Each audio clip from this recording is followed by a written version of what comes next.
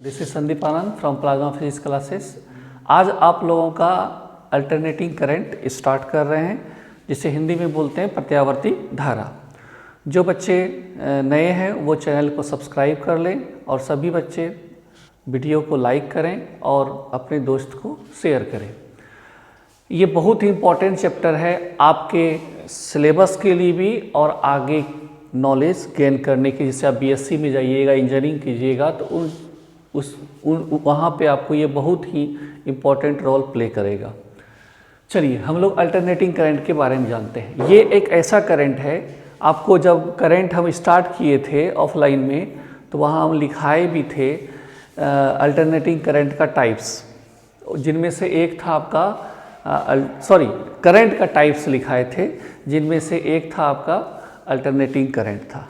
Okay, तो ये alternating current होता क्या है ना, तो ये करंट कैसा होता है? The electric current whose magnitude and direction changes with time in periodic form is called alternating current.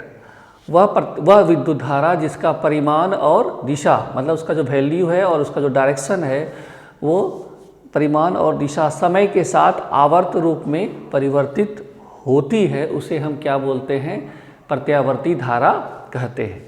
तो आज आप लोगों का अल्टरनेटिंग करंट स्टार्ट हो रहा है, इसे ध्यान से आप लोग लिखते जाइएगा। ये आपका लेक्चर फर्स्ट है।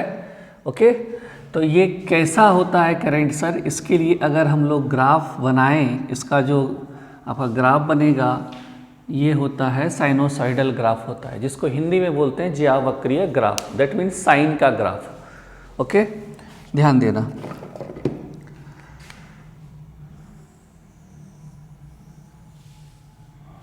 ये हुआ आपका अल्टरनेटिंग करंट का ग्राफ। ये हो गया तुम्हारा आई, ये हो गया तुम्हारा टाइम। ओके, ये हो गया प्लस, इसको बोलते हैं साइकिल बोलते हैं, इसको हाफ साइकिल बोलते हैं। ये भी तुम्हारा हाफ साइकिल, ये भी तुम्हारा हाफ साइकिल। तो वन साइकिल कब होगा? जब ये हो गया हाफ और ये हाफ, हाफ हाफ कितना हो जाएगा? वन साइकिल हो जाएगा। ओके,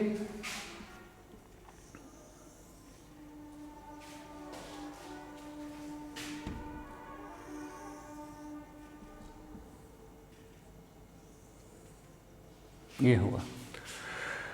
चलो, तो इसमें अकॉर्डिंग टू डिफिनेशन अगर समझें तो ये अल्टरनेटिंग करंट ये ऐसा करंट है जिसका मैग्नीट्यूड मतलब वैल्यू कभी ज़्यादा कभी कम हो रहा है। मैग्नीट्यूड और डायरेक्शन, इसमें एक ऊपर की तरफ डायरेक्शन हुआ और एक किधर हुआ? नीचे की तरफ। तो ऊपर की तरफ जो भी डायरेक्शन होगा वो क्या होगा? प्लस, और नीचे की तरफ जो भी होगा वो क्या होगा सर? माइनस हम लेंगे। ओके, तो इधर जो है प्लस और इधर क्या सर? माइनस। तो यहाँ पे ये ऊपर का डायरेक्शन बता रहा है और ये नीचे का डायरेक्शन बता रहा है। तो इसका जो मैग्नीट्यूड है और डायरेक्शन है टाइम के साथ क्या कर रहा है? पीरियोडिक फॉर्म में चेंज कर रहा है। किस फॉर्म में?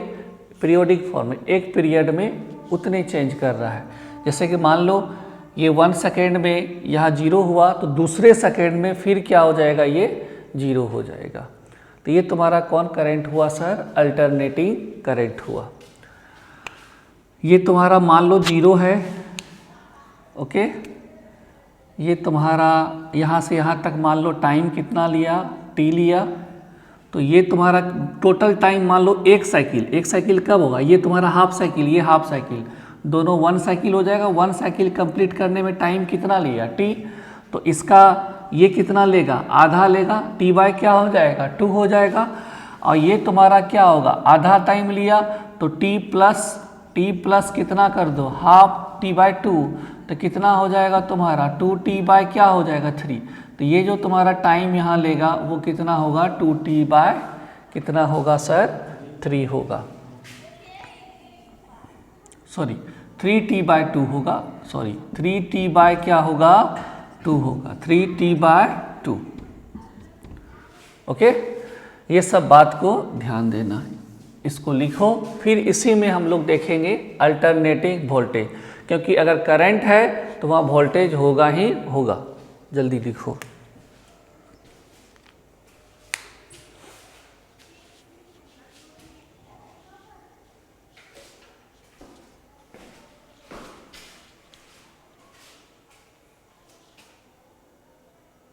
ध्यान से सभी वीडियो को लिखते जाओ।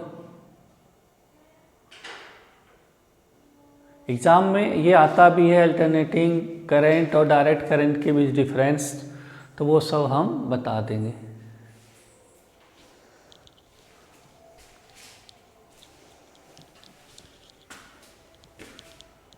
ओके, अब इसी में आता है तुम्हारा अल्टरनेटिंग करंट में ही आता है प्रत्यावर्ती वोल्टेज या वोल्टता बोलते हैं इसको।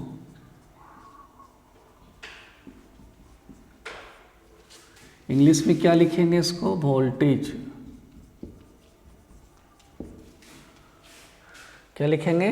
वोल्टेज। तो इसमें बस क्या चेंज हो जाएगा, वह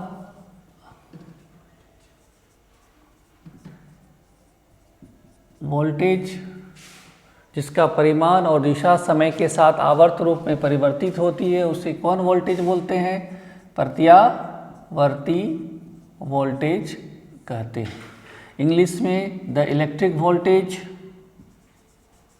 या सीधा लिख दो the voltage whose magnitude and direction changes in periodic form is called alternating voltage। Okay, ये हुआ। बस यहाँ क्या हो जाएगा तुम्हारा? भी हो जाएगा। क्या हो जाएगा? भी हो जाएगा। इस तरह से ग्राफ बनेगा। इसमें भी क्या होगा? प्लस भी, इसका जो वैल्यू होगा वोल्टेज का प्लस होगा, ये क्या होगा? माइनस, ये क्या होगा? प्लस। ये हो गया हाफ साइकिल, ये हाफ साइकिल, तो कितना हो जाएगा? 1 साइकिल हो जाएगा। तो इसे ध्यान से लिखो, उसके बाद जस्ट आगे बढ़ते हैं।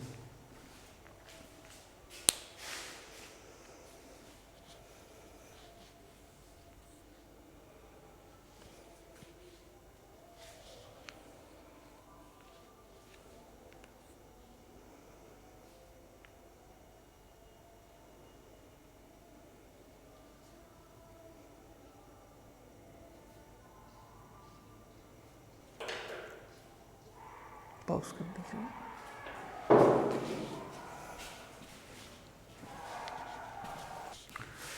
अब हम लोग इसमें देखने जा रहे हैं अल्टरनेटिंग करंट से रिलेटेड कुछ इम्पोर्टेंट पॉइंट। तो इस तरह का बात समझना है कि ये हम सिर्फ अल्टरनेटिंग करंट से रिलेटेड के बारे में बात कर रहे हैं। ऐसा नहीं कि सिर्फ ये जो आयाम है या शिखर मान इंग्लिश में बोलते हैं इसको, एम्पलीट्यूड या पिक पॉइंट, ये सब सिर्फ अल्टरनेटिंग करंट के लिए ही अप्लाई होता है और जगह भी अप्लाई होता है। ऐसा बात दिमाग में नहीं रखना है कि सिर्फ इसी के लिए डिफिनेशन अवेलेबल है, ऐसा बात दिमाग में मत रखना। चलो, तो इसका जो सबसे हम पहला जो इम्पोर्टेंट पॉइंट ले रहे हैं वो आयाम या शिखर मान, जिसको इंग्लिश में क्या बोलते हैं? एम्पलीट्यूड या पिक वैल्यू। तो इसका जो डिफिनेशन लिखे हैं, प्रत्यावर्ती धारा के महत्तम मान को, अधिकतम मान को हम लोग क्या बोलेंगे? आयाम बोलेंगे, उसका आयाम बोलेंगे। तो कैसे कहेंगे उसको आयाम? देखते हैं। इंग्लिश में the maximum value of alternating current is called it's amplitude. उसका हम क्या बोलेंगे? एम्पलीट्यूड कहेंगे। और इसको हम लोग किससे डिनोट करते हैं? आई नॉट से। करंट को आई से, इसको किससे? आई नॉट से। जैसे ध्यान देना,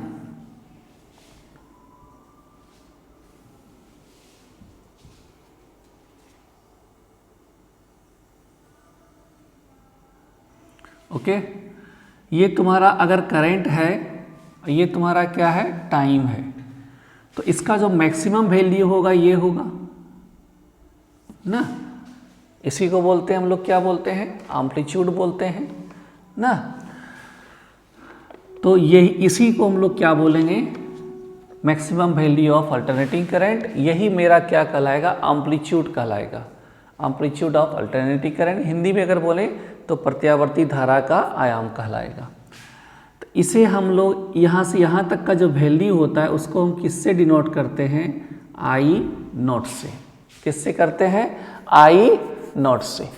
तो अगर तुम यहाँ से अगर लाइन इधर बढ़ाते हो तो इसका मतलब हुआ कि यहाँ से यहाँ तक का, यहाँ से यहाँ तक का वैल्यू कितना होगा तुम्हारा? जल्दी बोलो, कितना होगा?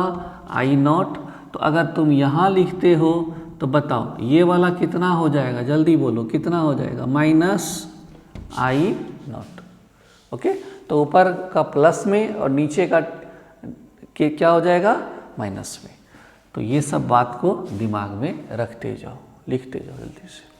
और इसका जो इक्वेशन होता है इस ग्राफ का, जो इस अल्टरनेटिंग करंट के लिए जो इक्वेशन होगा वो होगा मेरा I इजकल टू, आई का जो वैल्यू होगा, ये I का जो वैल्यू होगा वो तुम्हारा होगा I is equal to I not sine omega T.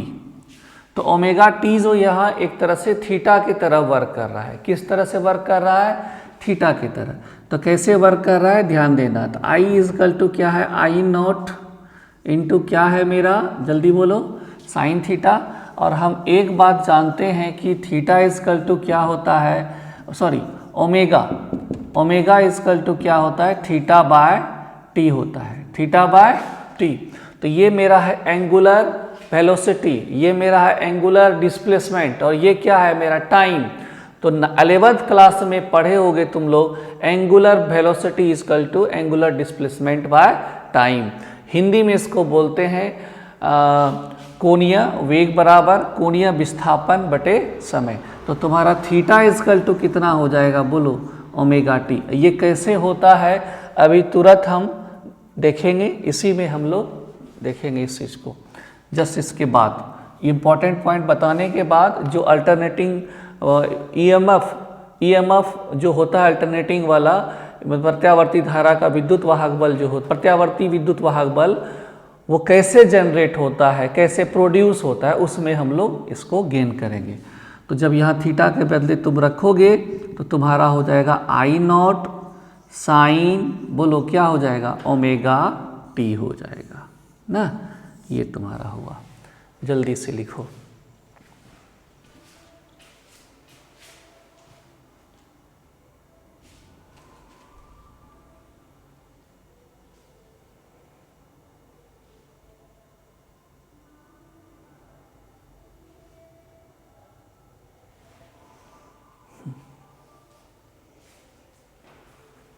लिख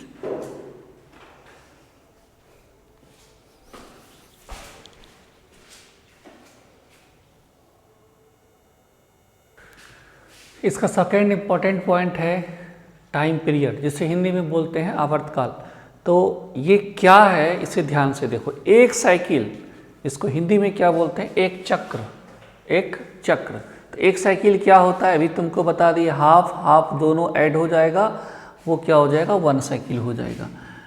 तो ये तुम्हारा मान लो अल्टरनेटिंग है ही, अल्टरनेटिंग करंट मान लो ये तुम्हारा अल्टरनेटिंग करंट है, ठीक है।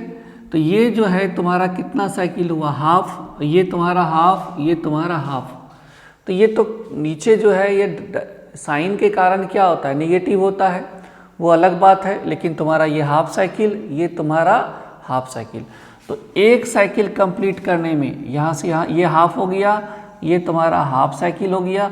ये पूरा साइकिल कंप्लीट करने में जो टाइम लेगा, मतलब यहाँ से लेकर के यहाँ तक, वो कितना होगा सर, वही क्या कहलाएगा, मेरा टाइम पीरियड कहलाएगा अल्टरनेटिंग करंट का। तो ये मेरा 0, अभी हम बताए भी थे, ये t है, ये तुम्हारा क्या है t/2, और ये तुम्हारा कितना है 3t/2। फिर ये आगे बढ़ा दो, ओके, इस तरह से। तो ये तुम्हारा क्या है टाइम, और ये तुम्हारा करंट ना, इस तरह से। ध्यान देना सब बच्चा इस बात पे। तो ये तुम्हारा हाफ साइकिल, ये तुम्हारा हाफ साइकिल। तो ये किस तरह से है, पाई की तरह, ये पाई हो गया, ये भी तुम्हारा क्या हो गया, पाई। अगर देखते हो इसको तो ये भी पाई हो गया, ये भी पाई हो गया। तो तुम एक बात जानते हो, तो वही लिखें, प्रत्यावर्ती धारा के एक चक्र पूरा करने के लिए लिए गए समय को क्या बोलते हैं, उसका आवर्त काल कहते हैं। The time taken to complete 1 cycle by alternating current is called its time period. तो 1 साइकिल कब होगा, यहाँ से लेकर के यहाँ तक जाने में जो टाइम लेगा, ये 1 साइकिल हो गया। फिर अगला 1 साइकिल कितना होगा, यहाँ से लेकर के यहाँ तक ना। चलो, तो इसका मतलब क्या हुआ कि हमको चाहिए 1 साइकिल का वैल्यू चाहिए, और हम जानते हैं कि ओमेगा इजकल टू क्या होता है, थीटा बाय टी होता है, थीटा बाय टी।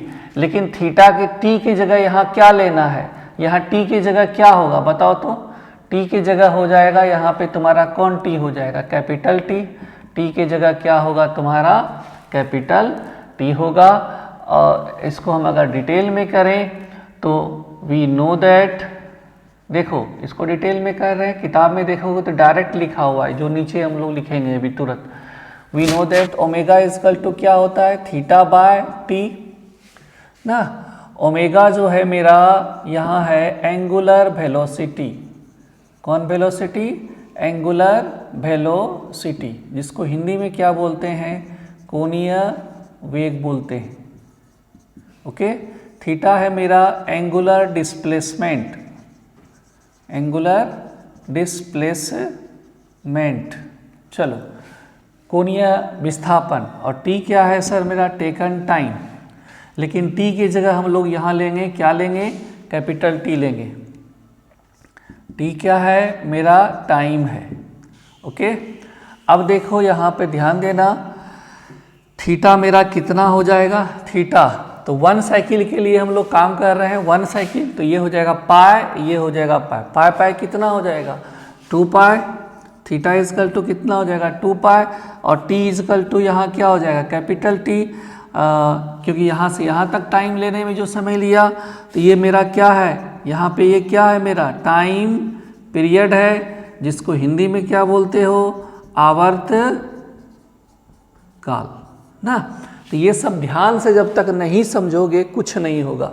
इसको जब यहाँ पुट करोगे या सिंस कर दो, इसके बाद देयरफॉर जब यहाँ पुट करोगे तो ओमेगा इजकल टू हो जाएगा तुम्हारा, तुम्हें आवर्तकाल चाहिए टाइम पीरियड चाहिए, तो थीटा के बदले क्या लिखोगे 2 पाई, और ये क्या हो जाएगा capital T. You have to find the value of T capital T, that means capital T is equal to 2 pi ना, 2 पाई बाय कितना हो जाएगा ओमेगा ना, 2 पाई बाय ओमेगा। तो ये सब चीज़ को ध्यान से लिखते जाओ।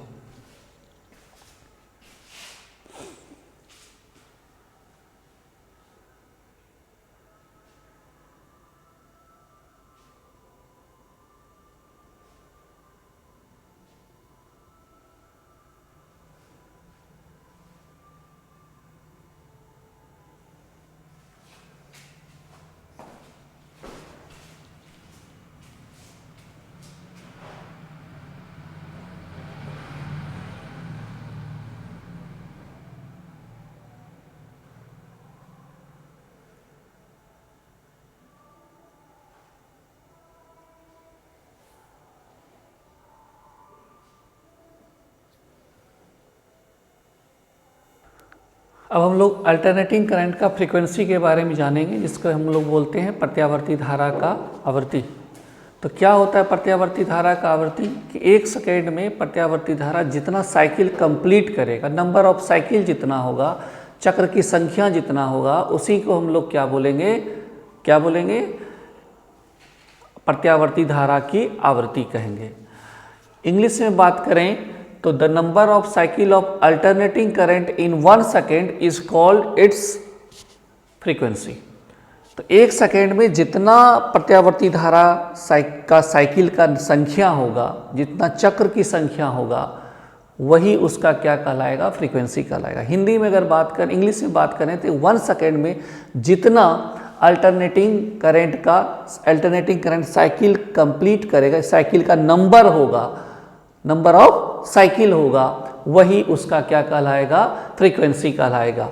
तो जैसे कि मान लो 1 सेकेंड, थोड़ा देर के लिए मान लो कि 1 सेकेंड में वो कितना कंप्लीट किया 1, तो इसका मतलब 1 कहाँ से कहाँ तक होगा, 1 कहाँ से कहाँ तक होगा,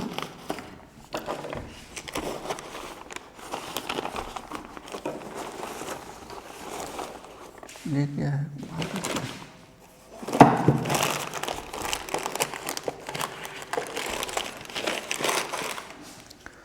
1 कहाँ से कहाँ, मान लो 1 सेकेंड में वो 1 साइकिल कंप्लीट किया, मान लो यहाँ से लेकर के यहाँ तक, तो उसका फ्रीक्वेंसी हो जाएगा ये यहाँ से यहाँ 1 साइकिल हो जाएगा। अब मान लो 1 सेकेंड में वो 2 साइकिल कंप्लीट किया, तो 2 साइकिल कहाँ से, क्योंकि तुम जानते हो कि ये हाफ है ये हाफ, तो 1 साइकिल हो गया।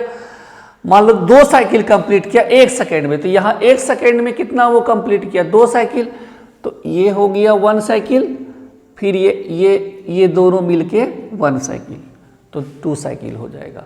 तो इस तरह से समझ गए बात को। तो एक साइकिल में 1 सेकेंड में जितना साइकिल कंप्लीट होगा वही क्या कहलाएगा तुम्हारा frequency of alternating current. 1 second में जितना चक्र की संख्या हो, क्योंकि ये तो हाफ साइकिल है, मान लो ये वाला हाफ ये वाला हाफ, दोनों को जब मिला दोगे तो क्या हो जाएगा, एक साइकिल बन जाएगा, एक वृत्त की तरह बन जाएगा। तो इस चीज को हम किस क्या कहते हैं, 1 साइकिल बोलते हैं। तो इसी को जब आधा काट दोगे तो ये क्या कहलाएगा, हाफ साइकिल, अर्ध चक्र। ये भी क्या कहलाएगा, अर्ध चक्र। तो ये अर्ध चक्र हो गया ऊपर वाला, ये वाला क्या हो गया, नीचे वाला। दोनों को जब हम मिला दिए तो क्या हो गया, 1 साइकिल हो गया, जिसको हम क्या बोलेंगे, एक चक्र बोलेंगे।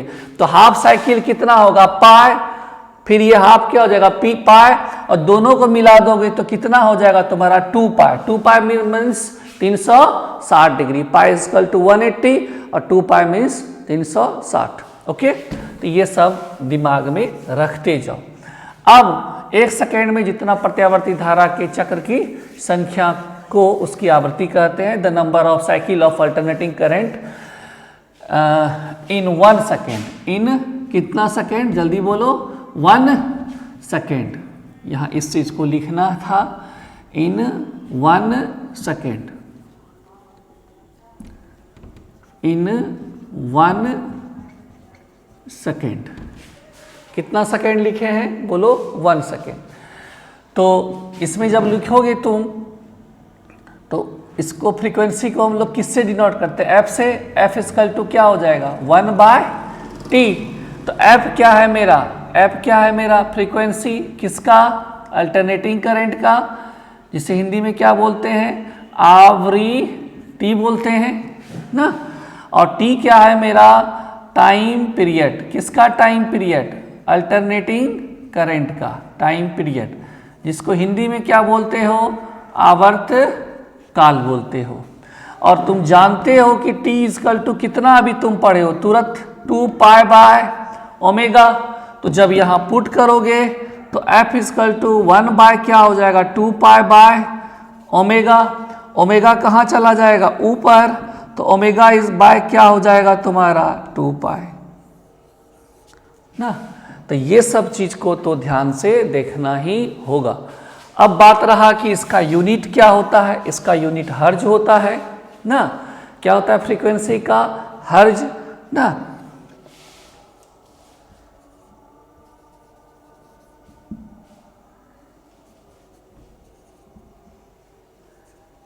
हर्ज।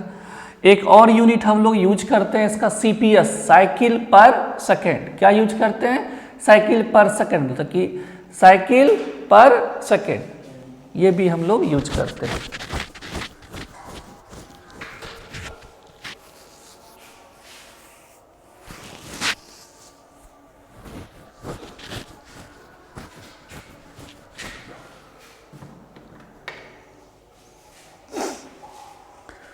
हे भगवान,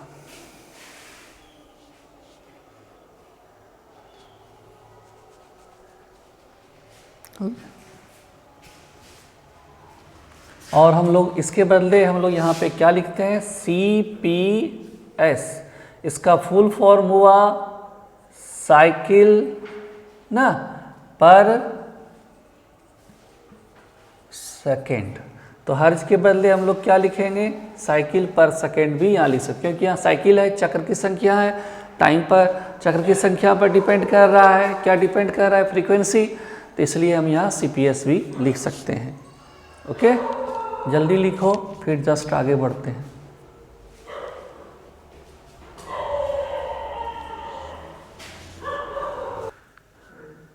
ये बहुत इंपॉर्टेंट है जो हम लोग अभी पढ़ने जा रहे हैं, कला, जिसको इंग्लिश में बोलते हैं फेज।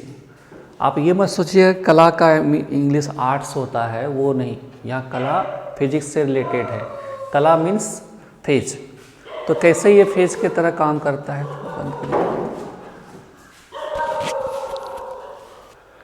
थोड़ा बाहर का आवाज़ है उसको नेगलेक्ट करना है, आपको पढ़ाई पे फोकस करना है। चलो ध्यान देना, प्रत्यावर्ती धारा में जो कला होता है, फेज होता है अल्टरनेटिंग करंट में, वो किस तरह से वर्क करता है वो ध्यान से देखो।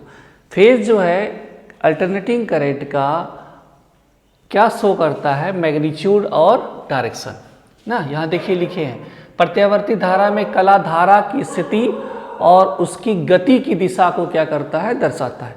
इसका मतलब है कि फेज जो है, कला जो है, प्रत्यावर्ती धारा का स्थिति बताएगा, पोजीशन बताएगा कि वो कहाँ पर है, और साथ साथ उसके गति का क्या करेगा, दिशा बताएगा। जो करंट तो मोशन में रहता है, तो अल्टरनेटिंग करंट भी मोशन में रहता है, लेकिन इसका जो पोजीशन है, स्थिति जो है, बार बार क्या करता है, चेंज करता है। क्या क्या करता है, चेंज करता है।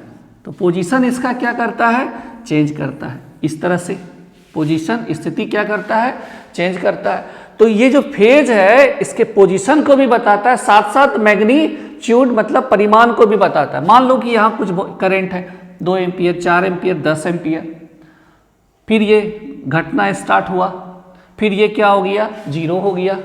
मान लो ये 1 एम्पियर, 2 एम्पियर, 3 एम्पियर, ये मान लो 5, फिर क्या होगा, फिर मान लो इतने बड़ा इधर हुआ 1 2 3, या मान लो ये तुम्हारा, ध्यान देना, 1 1 2 3 4 5, मैक्सिमम कितना हुआ 5, फिर क्या होगा 4, फिर क्या होगा 3, फिर क्या होगा 2, फिर क्या होगा 1, फिर क्या हो जाएगा 0,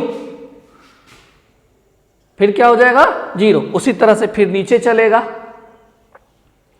फिर 0 हो जाएगा, फिर ऊपर चलेगा, फिर घटेगा, फिर 0 हो जाएगा। इसका मतलब क्या होगा, फेज जो है, कला जो है, प्रत्यावर्ती धारा का पोजीशन बताएगा कि वो कहाँ पर है। जब वो मोशन में रहेगा तो उसका स्थिति बताएगा, साथ साथ उसके परिमाण को भी बताएगा।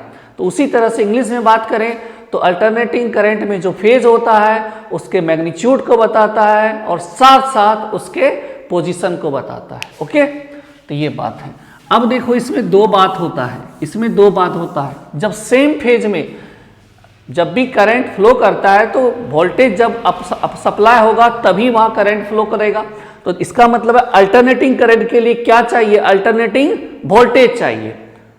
तो जब वोल्टेज और करंट दोनों सेम फेज में, दोनों में कोई डिफरेंस नहीं होता है, दोनों का पोजीशन, दोनों का मैग्नीट्यूड, दोनों क्या होता है, सेम होता है, तो वो सेम फेज में कहलाता है। जब डिफर कर जाता है तो वहां फेज डिफरेंस हो जाता है। डिफर मतलब डिफरेंस करना, फेज डिफरेंस। ओके, तो कैसे होता है यहां देखो, जैसे कि हम यहां एक बात लिख रहे हैं, समान कला, इंग्लिश में क्या लिखेंगे, सेम फेज। क्या लिखेंगे, सेम फेज। ध्यान देना, तो ये मेरा मान लो ये जो ब्लैक वाला है, मान लो मेरा वोल्टेज है, ब्लैक वाला क्या है, वोल्टेज, और इधर भी थोड़ा कर दिए, ये ब्लैक वाला क्या है, मेरा वोल्टेज है। और ये जो डॉट डॉट है, ये जो डॉट डॉट किए हैं, ये मेरा करंट है।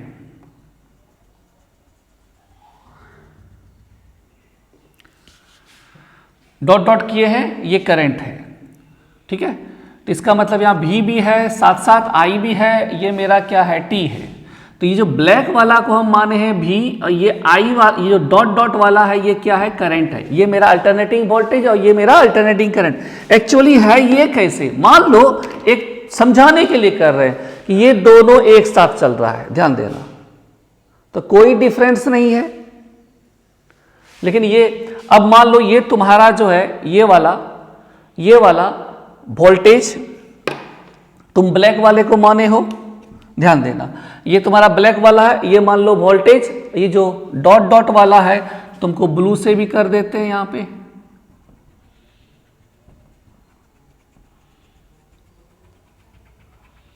ये डॉट डॉट ब्लू वाला है, ये तुम्हारा करंट है। तो दोनों ऐसे जा रहा है, तो कोई डिफरेंस नहीं है। यही कहने का मतलब दोनों एक दूसरे के पैरेलल ही है। तो ये कैसे जा रहा है,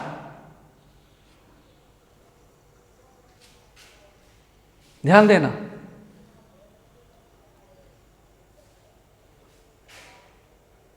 जिस तरह से ये चल रहा है, दोनों साथ साथ, समझे बात को। तो ये जो है तुम्हारा, यहां कोई डिफरेंस नहीं है, फेज डिफरेंस, फेज दोनों का क्या है, सेम है। और यहां इसका मतलब फेज डिफरेंस क्या है, 0 है, नहीं है।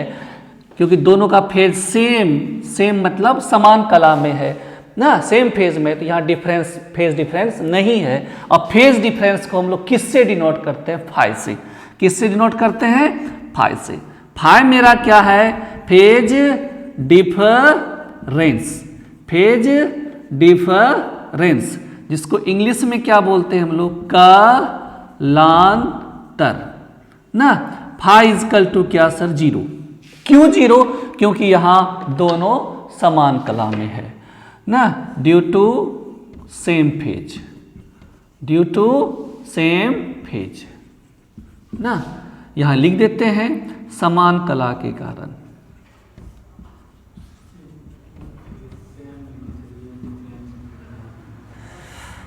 यहां फाई इजकल टू 0 हुआ, मतलब कलांतर का वैल्यू 0 हुआ। क्यों हुआ? क्योंकि सेम फेज है। ठीक है,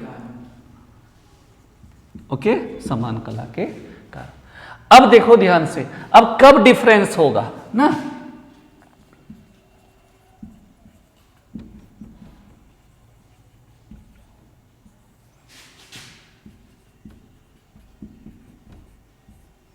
कलांतर।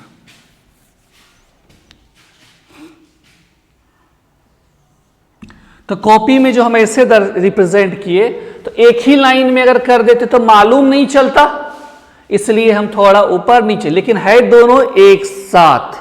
समझ गए बात को? क्योंकि एक ही लाइन में अगर कर देंगे तो मालूम ही नहीं चलेगा कहां वोल्टेज है और कहां करंट है।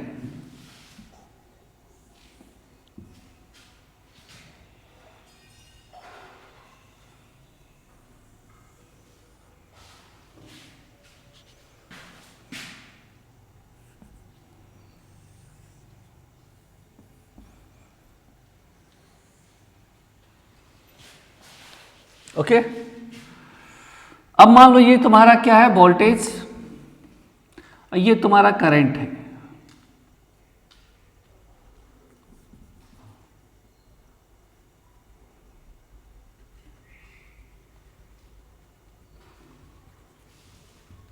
इस तरह से। अब क्या है? डिफरेंस है, दोनों का एंगल बना, दोनों क्या है? अलग अलग है। ये तुम्हारा वोल्टेज, ये वाला डॉट वाला क्या है? तुम्हारा करंट है। तो फेज डिफरेंस कब मालूम करेंगे? चाहे जब दोनों का जो मैक्सिमम होगा, मैक्सिमम मतलब क्या? ये वाला वैल्यू में जितना डिफरेंस होगा वही उसका क्या होगा सर?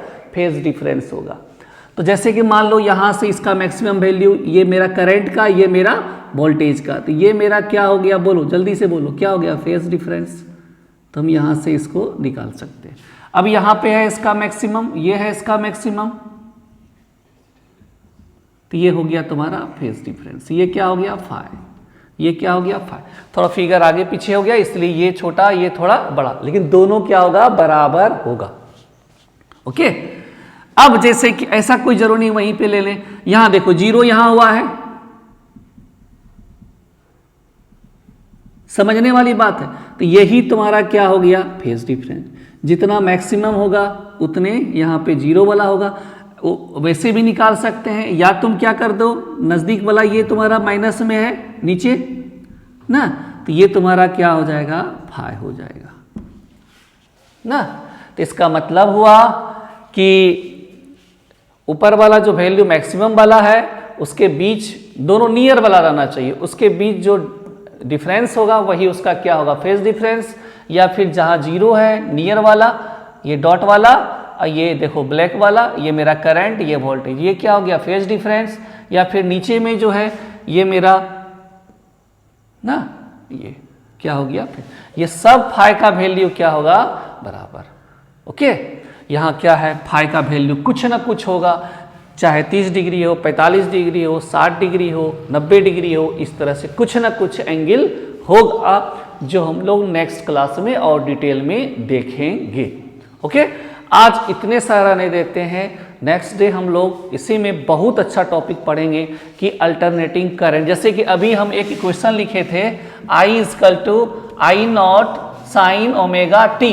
ये आया कैसे? ये तो तुम जान गया कि ओमेगा टी कैसे आया, लेकिन आई नॉट साइन कैसे आया और बाद में ओमेगा टी कैसे लगा, ये सब चीज हम नेक्स्ट क्लास में तुम्हें हम बताएंगे। और सिंसियरली नोट्स बनाते जाओ और क्लास में भी आओ, क्लास में हम इसको समझा देंगे 10 मिनट करके, ध्यान से पढ़ो, नहीं तो फिर आगे प्रॉब्लम खड़ा हो जाएगा। समय कम है, जल्दी जल्दी नोट्स बनाते जाओ और ध्यान से पढ़ते जाओ। जल्दी लिखो इसे।